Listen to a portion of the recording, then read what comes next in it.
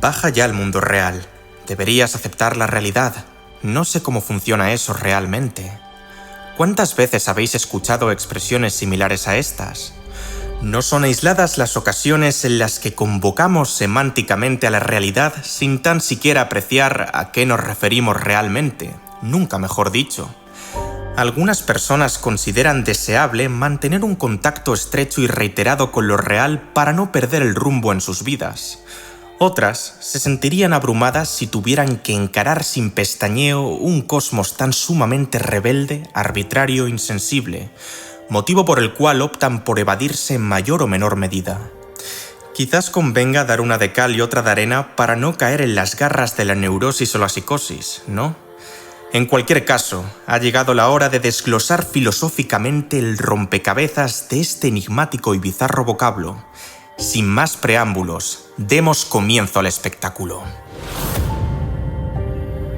Grosso modo, la realidad contiene en sí misma su propio ser, esencia y leyes, así como los resultados de su acción y desarrollo.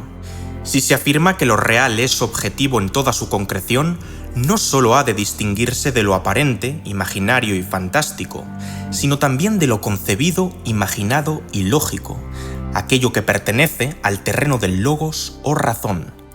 A lo largo del documental titulado ¿Qué es la verdad?, tuvimos la oportunidad de estudiar a fondo la teoría de la correspondencia, la cual se sintetiza en que la veracidad o falsedad de un enunciado o proposición está determinada por la manera en la que se corresponde con el mundo, o sea, en la concordancia del conocimiento afirmado con el objeto del cual se afirma algo. Decir de lo que es y de lo que no es lo verdadero, dijo un pensador que mencionaremos más adelante. Este tipo particular de verdad se denominaría verdad epistemológica. Pero a la realidad le da igual si declaramos de ella que es de un modo cuando es de otro, o que no es de cierta manera cuando en realidad sí lo es, salvo que su transformación encuentre cierto poder causal en tales equivocaciones. En este plano de análisis, se produciría una rotación desde la epistemología a la ontología. Ontológicamente hablando, uno no dice la realidad, sino que la descubre, la dilucida o la esclarece. Se alinea, amolda o sincroniza con ella y en ocasiones la crea. A fin de cuentas, la realidad no consiste en las palabras que estoy pronunciando ni lo que entiendo por ellas, sino esa cosa rara a la que me estoy refiriendo. En otras palabras, no tiene mucho sentido verbalizar una manzana, mi amigo Alonso o el planeta Tierra sin venir a cuento. Presumiblemente, daríamos por hecho que las manzanas, mi amigo Alonso y el planeta Tierra forman parte de lo real. Eso sí, cosa distinta sería que quisiéramos afirmar algo de esa misma realidad. Y he desayunado una manzana y un café por la mañana, mi amigo Alonso tiene depresión, o el planeta Tierra gira alrededor del Sol. Con todo, el hecho de que la verdad ontológica y la verdad epistemológica no sean lo mismo, no quiere decir que no haya ninguna conexión entre ambas acepciones. La palabra verdad bebe del latín veritas, y su esencia primigenia nos remite a la cultura clásica en virtud del término griego aletheia, cuyo significado etimológico es sin velos o desvelada. En la antigua Grecia, la verdad ontológica es idéntica a la realidad o identidad, esto es, lo que permanece por debajo de las apariencias que cambian. De facto, el ocultamiento de lo real ha sido una constante en muchos poetas clásicos. Homero insistiendo en que los dioses se manifiestan cubiertos de bruma o éter para no dejarse entrever por los mortales, Hesíodo advirtiendo que las musas pueden promulgar la verdad, pero también falsedades si es que en el ánimo les place, el filósofo español Gustavo Bueno reflejó de sobremanera el discernimiento que nos atañe. Como las apariencias, engaños, mentiras, simulaciones o confusiones solo pueden constituirse en función de los sujetos operatorios, la verdad expresa siempre una relación con los sujetos o grupos de sujetos operatorios que sean capaces, en su caso, de segregarla de los fenómenos aparentes. Por esta condición dialéctica o crítica de la verdad, es gratuita la pretensión de circunscribir el análisis de esta idea en el ámbito de la teoría del conocimiento o epistemología. El conocimiento se define por la verdad, no la verdad por el conocimiento. O lo que es lo mismo, solo el conocimiento verdadero es verdadero conocimiento. Por este motivo, el predicado verdadero también forma parte del vocabulario ontológico, afectando con ello a un objeto y no a un conocimiento, sin perjuicio de que el objeto deba ser conocido. Por ejemplo, la moneda P no es falsa porque alguien la conozca como tal, sino que alguien la conoce como tal por serlo. Esta moneda es verdadera no expresa únicamente un análisis cognoscitivo, metalingüístico, acaso meramente enfático. En adición, establece una evaluación de la moneda fenoménica misma, es decir, de esta pieza metálica redondeada y acuñada. La presente evaluación apunta tanto a su unidad real o al ser de la pieza metálica, como a su identidad constituida en función de características isológico-distributivas o exigidas por la ley y sinalógico-atributivas o relativas a su génesis. Ahora bien, la realidad no solo está formada por hechos puntuales, como la acción de haber puesto mi pie encima de una mesa blanca, o por cosas tangibles, como un árbol, una brújula, una persona o una estrella, sino también por entidades abstractas como un número, un conjunto o un concepto. Piénsalo, ¿dirías tú que el dígito 2 es menos real que un teléfono móvil? ¿Y qué hay de un poema de Gustavo Adolfo Bécquer? Y no me refiero a las letras impresas con tinta en un folio o pixeladas en la pantalla de tu ordenador, sino al contenido de cada verso que constituye la pieza literaria per se. Asimismo, una cuestión vigente en filosofía de la ciencia es el tipo de realidad inherente a las partículas que integran a los átomos, a saber, electrones, protones y neutrones. ¿Son acaso las entidades subatómicas tan reales como un objeto cualquiera colocado sobre tu escritorio? Bueno, pues la razón primordial, principio originario, naturaleza íntima o sustancia subyacente que constituye lo que las cosas son verdaderamente, sea lo que ello fuere, recibe el nombre de arjé y ha sido interpretado por diversas escuelas griegas de un sinfín de maneras: la materia, los números, los átomos, las ideas. Sin ánimo de complicarnos la vida, pongamos otra vez como ejemplo tu escritorio mismo. ¿Deberíamos decir que lo que existe en el mundo es una mesa como tal?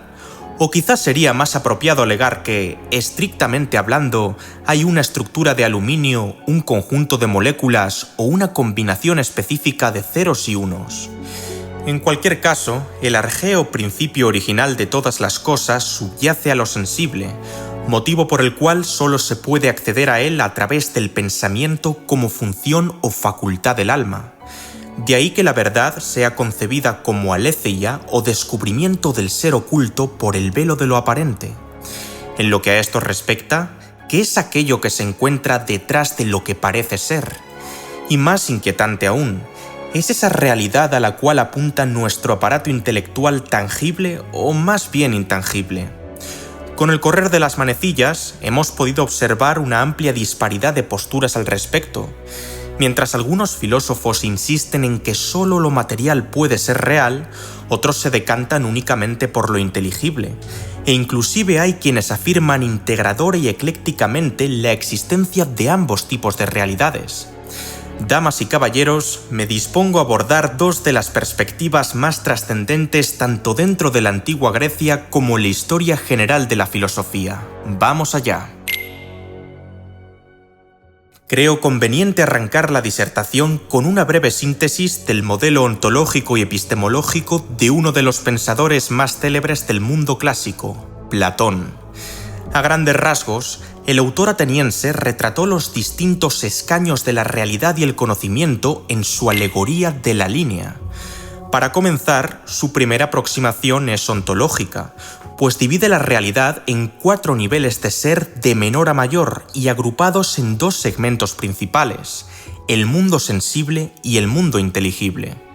Por un lado, el mundo sensible es aquel que se puede percibir mediante los sentidos, vista, oído, olfato, gusto y tacto, y cuya dinámica es temporal, espacial, cambiante y corruptible. Por otro lado, el mundo inteligible es aquel que no se puede percibir mediante los sentidos, sino que es únicamente captable por el entendimiento o nous, al estar compuesto de ideas o formas atemporales, absolutas, inmutables y eternas. Acto seguido, se establece la separación de cada respectivo bloque en otras dos mitades. En primer lugar, la parte superior del mundo sensible incluye los emplazamientos y utensilios fabricados, los animales y las plantas, esto es, los seres naturales y artificiales.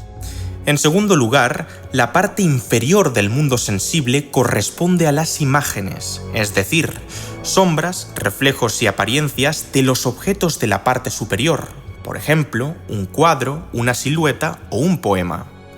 En tercer lugar, la parte inferior del mundo inteligible recoge a las entidades matemáticas, a saber, figuras geométricas, números, ángulos, etc., cuya realidad se sitúa por encima de los objetos físicos y, en adición, constan como punto de encuentro entre ambos reinos. Y en cuarto y último lugar, la parte superior del mundo inteligible se corresponde, como venimos diciendo, con las ideas o formas. En pos de comprender bien la diferencia entre cosas e ideas, quiero que prestes atención al siguiente ejemplo. ¿Con cuántas consolas has jugado a lo largo de tu vida? Probablemente te hayas topado con decenas de ellas, cada cual muy distinta a la anterior. Nintendo 64, Game Boy, PlayStation, Xbox. Sin embargo, hay algo que todas ellas tienen en común. Un componente que permanece fijo, inmóvil e inalterado, sin entrar en si uno está hablando de la arcaica Mega Drive o de la vanguardista Nintendo Switch, la esencia de consola, es decir, aquello que no cambia entre la totalidad de las mismas. Así, ¿qué es aquello que hace consola a una consola? ¿Por qué una televisión no se considera consola y en cambio una PS5 sí? Para Platón, la esencia de las cosas reside en el mundo de las ideas, las cuales consisten en entidades abstractas que representan el elemento inmutable de la realidad. En efecto, según el pensador griego, la idea de taza, zorro o estrella, y dest, su forma esencial de carácter inteligible, es más real que las tazas de tu cocina, los zorros de un bosque de Normandía o una estrella del sistema solar. Las ideas no se pueden ver, oír, oler, probar o tocar, sino que han de ser aprendidas mediante el uso de la razón o el intelecto. Antes bien, un detalle a tener en cuenta es que el estatus ontológico de las formas es todavía motivo de debate entre los especialistas. Claro, ¿a qué nos referimos exactamente al decir idea?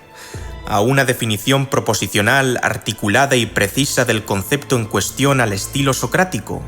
¿A una representación holográfica y paramétrica que capture la complejidad y la esencia del objeto de análisis? Desde luego, una buena analogía para entrever su naturaleza semántica es la siguiente. Las ideas son a nuestra inteligencia lo que el contorno visible de cada objeto es a nuestra vista. Otro factor crucial de las formas platónicas es que no han de entenderse como meras concepciones mentales, sino como entidades extramentales con su correspondiente existencia objetiva. Vaya, como la realidad en su máximo apogeo. Una cosa es que la utilización del aparato intelectual nos permita vislumbrar una porción del mundo inteligible. Otra muy distinta, que la existencia de ese mundo inteligible descanse y dependa de los procesos mentales del ser humano. Es más, acorde al filósofo, sería justo lo contrario. Es el pensamiento lo que depende de las ideas. Ahora bien, ¿qué evidencia sólida y fiable proporciona el ateniense a favor de las mismas? Pues el autor basó su fundamentación en uno de los enfoques demostrativos del pitagorismo. Las relaciones geométricas y numéricas son siempre ciertas en sí mismas, independientemente de lo que ocurra en el mundo material y mental. Verbi gracia, Pitágoras se percató de la existencia de una relación matemática que todos conocemos como teorema de Pitágoras. La longitud de la hipotenusa en un triángulo es igual a la raíz cuadrada de la suma del área de los cuadrados de las longitudes de los catetos. Sin embargo, el hecho de que el matemático diera con un principio que conocemos por su nombre no implica en absoluto que esta relación se empezara a cumplir desde el instante en el que él la halló y empleó por primera vez. Otro ejemplo similar expuesto en la obra de Platón La República es el del círculo, definido en geometría como una figura plana compuesta por puntos que equidistan de uno dado. Prima facie, uno podría pensar con plena convicción que son incontables los círculos que han pasado por sus ojos. Empero, ¿y si te dijera que, en realidad, nadie ha visto un círculo ni se podrá ver jamás? No, la forma circular de los geómetras no se encuentra entre los objetos sensibles. Ni siquiera el círculo que aparece impreso en tu libro de texto o el que estás viendo ahora mismo por la pantalla son círculos perfectos. Basta con aumentar la imagen para ver las imperfecciones que los píxeles manifiestan. Análogamente, un plato, una plaza o una escuadra no son más que objetos materiales que uno puede asemejar a un círculo, cuadrado o triángulo porque imitan, se parecen o participan de la idea de círculo, cuadrado o triángulo. Por herencia pitagórica, Platón concluye que los conceptos matemáticos son en sí independientes de la experiencia, esto es, que se los descubre, no se los inventa o crea. Así pues, las leyes del álgebra, la trigonometría o el cálculo no, abro comillas, pasan a la realidad justo en el momento en el que Euclides, Leibniz o Gauss las prueban, sino que ya lo eran antes. Siempre han estado ahí, sin importar quién haya sido el primer hombre que las haya traspasado al pensamiento y haya demostrado su existencia con axiomas y fórmulas. Este razonamiento es parecido al que el filósofo emplea para con el resto de cosas que pueblan el mundo sensible.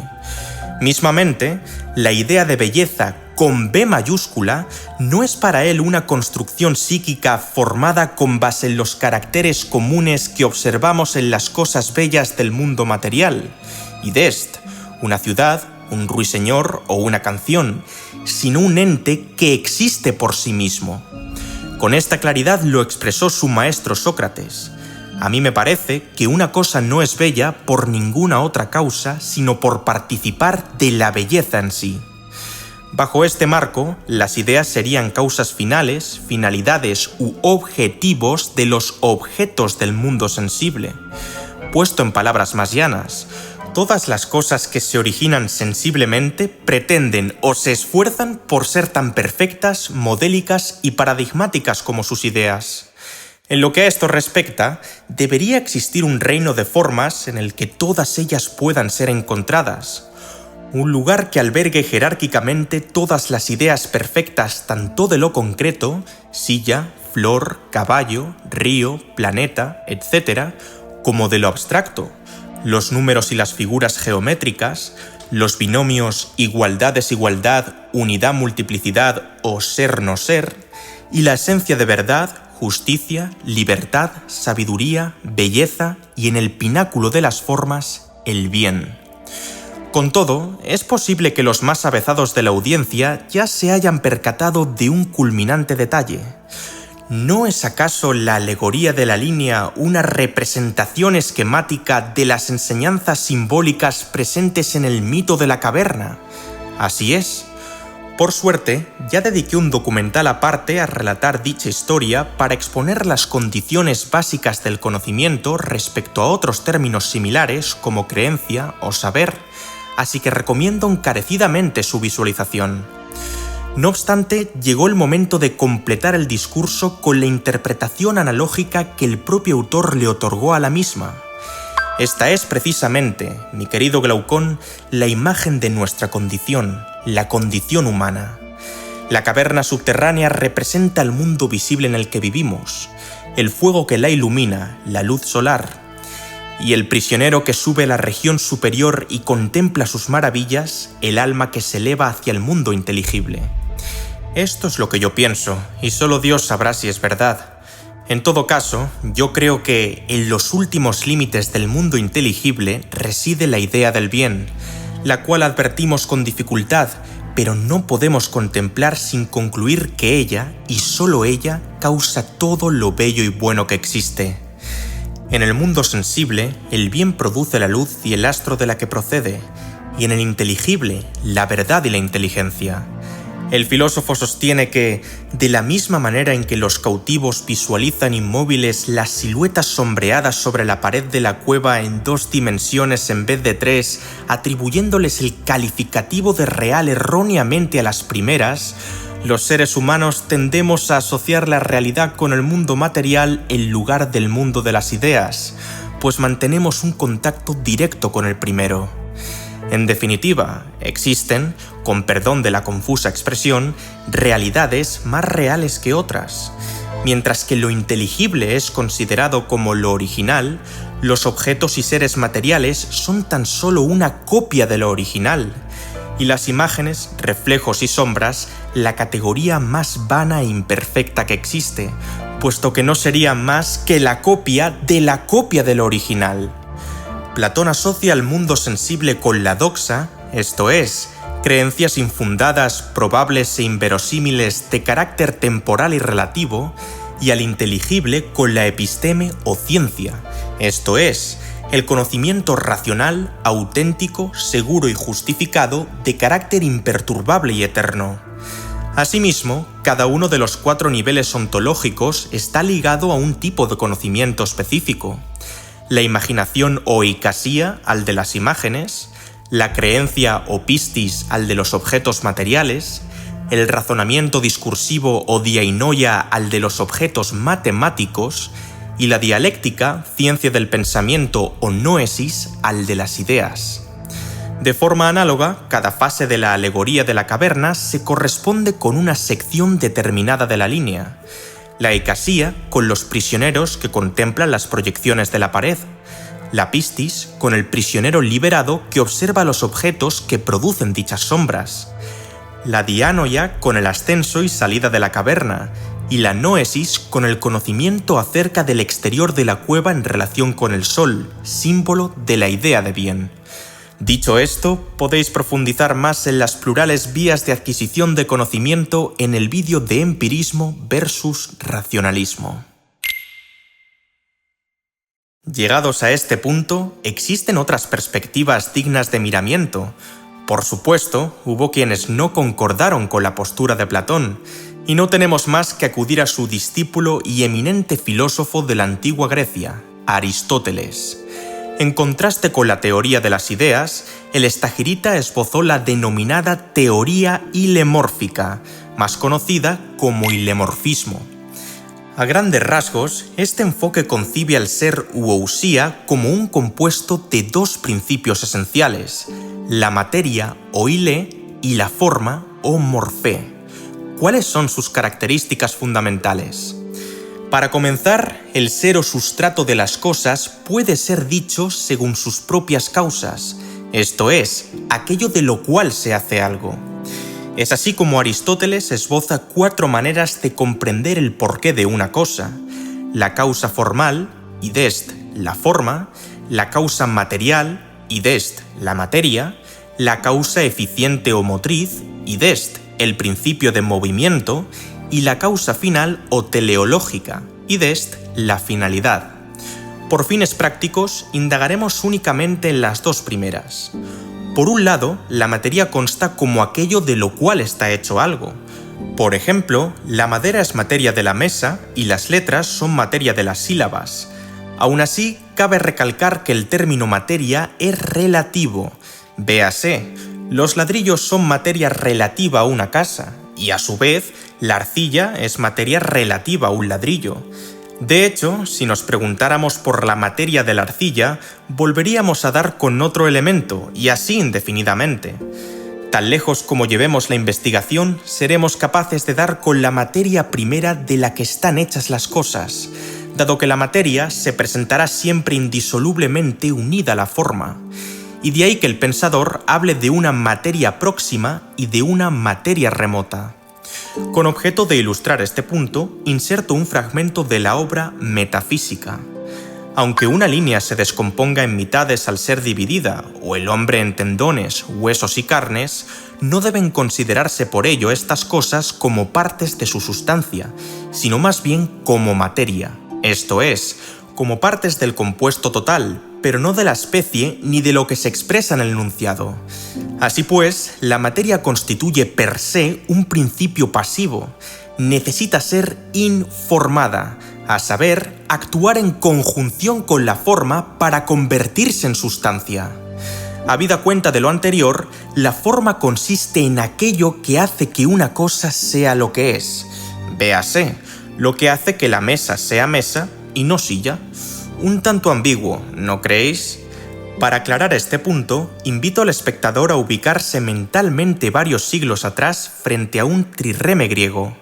Si le preguntáramos a un ciudadano de la época de qué está hecho el barco, es probable que nos hubiera respondido algo del estilo: pues está compuesto mayoritariamente de madera. No obstante, si le preguntáramos qué es un trirreme, entonces podría proseguir con: es una nave de guerra que cuenta con 3 bancos de remeros superpuestos a distinto nivel en cada flanco. Esta última respuesta ya sí que constituye un principio más activo, formante e informante de la materia, es decir, su forma, o para ser más justos, parte de ella. Por tanto, se trata de la causa más íntimamente ligada a la entidad, ya que expresa su propia esencia. De este modo, los dos mundos platónicos, sensible e inteligible, se convierten en 2 dimensiones presentes en todo ser sensible, esto es, en 2 caras de una misma realidad. El ser sustancial es un compuesto de materia y forma. Ahora bien, ¿en qué consiste exactamente la sustancia para el estagirita? Porque este es el quid de la cuestión. Nuevamente, uno ha de entender este concepto ciñéndose a distintos niveles de ser. En primer lugar, la sustancia primera o proteousía es aquella que no se afirma de un sujeto ni se halla en un sujeto, sino que es el sujeto mismo en estricto sensu ontológico. Desde el sentido lingüístico, se trata de un sustantivo propio o del ser individual del cual se predica algo: verbigracia, un hombre, un caballo o una consola en particular. No otros hombres, caballos o consolas, ni tampoco las ideas de hombre, caballo o consola, mas él, eso o ello propiamente dicho. Su única designación sería el señalamiento mediante el dedo índice, o válgame la redundancia, la utilización de un nombre propio. Aristóteles afirma que el sujeto ya existe por sí mismo, puesto que, de darse lo contrario, podríamos afirmar de una cosa lo que es otra. Por esta razón, la sustancia primera es vista como el modo más auténtico y definitorio del ser. La taza que sostengo ahora mismo entre mis manos, mi perro mirándome con cara de hambre, e incluso tú mismo. En segundo lugar, la sustancia segunda o deuterausía es aquella que se predica necesariamente de la sustancia primera, constituyendo así su género y especie. Si bien este tipo de sustancia también se considera ser, es concebido siempre en relación con la primaria, y por consiguiente, un modo de ser dependiente. Verbigracia, Sócrates como hombre individual es sustancia primera porque el individuo en sí, la persona específica, el ser concreto, el ente determinado sobre el que recaen estas cualidades, es un elemento que no puede ser predicado sobre ninguna otra cosa ni constituir como categoría dentro de ningún otro sujeto. En cambio, hombre es la especie de ese Sócrates al que nos estamos refiriendo, o sea, una cualidad que se enuncia de ese ser preciso y por lo tanto su sustancia segunda.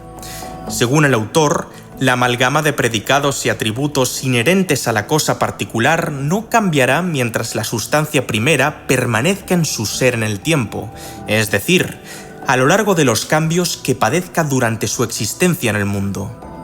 En tercer lugar, el accidente ya no se encuentra en el sujeto de forma imperiosa, sino circunstancial, esto es, sin ser uno de los caracteres distintivos de su esencia. Se trata de lo contingente, lo que puede ser y realizarse, al igual que no ser o no realizarse. Aquello que se da en algo y cuya enunciación es verdadera, pero no, desde luego, necesaria ni la mayoría de las veces.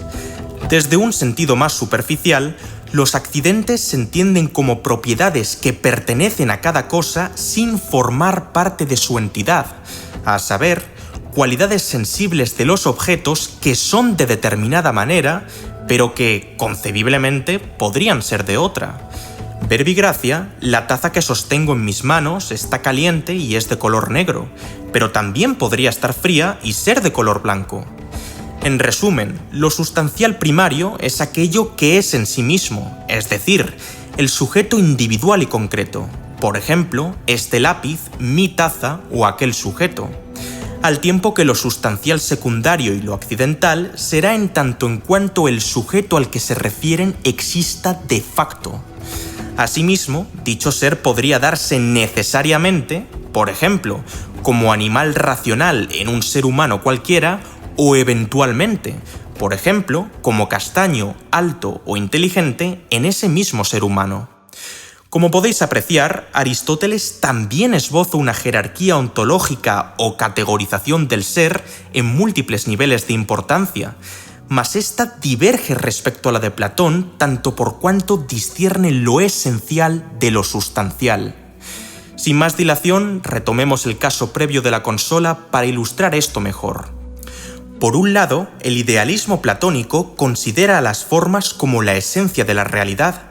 En este sentido, las ideas inteligibles de consola y negro son, ontológicamente hablando, realidades superiores a todos los objetos sensibles que participan de la idea de consola, y dest, todas las consolas del mundo material, y la de negro, y dest, todas las cosas que tienen algo de negrura. Por otro lado, el realismo aristotélico considera a la sustancia como kernel de lo real. De este modo, el sujeto consola, no el término consola en sí, sino mi consola, mi PS5, es más verídico que los predicados categóricos. Véase, es un dispositivo electrónico fabricado por Sony, y las propiedades accidentales. Véase, esta consola es de color negro, tiene forma cuadrada, pesa 5 kilos, almacena 2 terabytes, está encendida y la tengo colocada en la mesa de mi salón. Aunque las primeras etiquetas se den de forma obligatoria en el ser individual al que se refieren y las segundas de forma coyuntural, ambas tienen en común que su existencia se da en la medida en que hagan acto de presencia en ese sujeto individual y determinado. Mientras que la forma representa la sustancia del objeto o lo que hay de universal en él, la materia denota lo distintivo de esa sustancia o lo que hay en él de particular. Ile es, pues, principio de individuación, lo que diferencia una sustancia de otra cuya forma es la misma, por ejemplo, a la mesa A de la mesa B, es la materia de la que está hecha cada una de ellas. En este caso, podría ser que la mesa A sea de madera, mientras que la B sea de cristal. Con miras a lo descrito, la forma representa no solamente la esencia de cada ser, sino también su naturaleza. Debido a que la materia es incognoscible, el morfé es lo que nos permite conocer las sustancias por lo que hay en ellas de universal y no de particular. Por contraintuitivo que resulte, los conceptos generales residen en las cosas particulares, no antes de ellas. En palabras textuales, in re non ante rem. Y ojo, el pensador no está negando con ello el hecho de que podamos crear nuevas categorías, trasladar su esencia al mundo material y, por descontado, moldear la realidad. Lo que está diciendo es que, para que esas categorías alcancen el estrato máximo de ser, deben pasar de la potencia al acto, o sea, materializarse. El ser sustancial es un conglomerado hilemórfico, un compuesto de materia y forma. A la postre, Aristóteles criticó la teoría de Platón, señalando que su maestro disoció estos dos elementos y separó la sustancia de aquello que es su sustancia, transformando así conceptos abstractos y generales en una sustancia aparte y creando como resultado un mundo ideal. En la medida en que el componente formal representa la naturaleza, siendo ésta principio y causa del movimiento, el estagirita introducirá en la sustancia la realidad misma del cambio, y con ello la posibilidad de explicarlo. Dicho esto, cabría concluir que la verdad ontológica como tal se encuentra en los universales platónicos o más bien en los particulares aristotélicos. Lo cierto es que ofrecer una resolución inequívoca ante esta disyuntiva es harto difícil, y esto puede resultar un tanto frustrante. Si no sabemos con certeza qué es X exactamente, esto es, su arjé, desconoceremos también cuál es la esencia que lo caracteriza y realiza.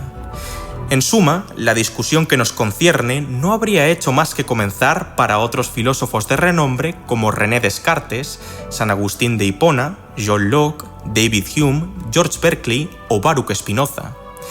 Empero, los dos autores tratados en este ensayo constituyen el estilóbato del templo de la ontología, y sin lugar a dudas, un recorrido obligado en lo que al tratamiento de la realidad se refiere debido al ingenio de las preguntas que formularon y la elocuencia de sus respuestas.